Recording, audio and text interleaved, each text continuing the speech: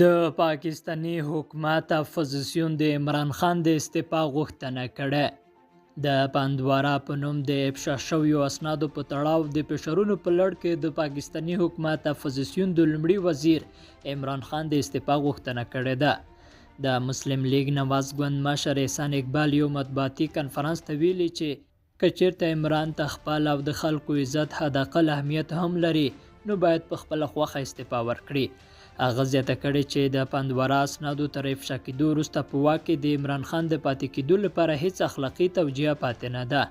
اقبال ټینګار کړی دی چې له فساد سره د مبارزې په نوم د عمران خان شوې ژمنې یوازې شعار دی او بس.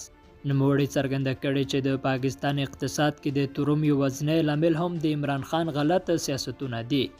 د یادونې ده چې د پاندوارا په نوم افشا شوي اسناد ښیي چې د عمران خان کورنۍ او هغه ته نږدې کسان د میلیونونو ډالرو په ارزښت پټې سرمایې او شرکتونه لري.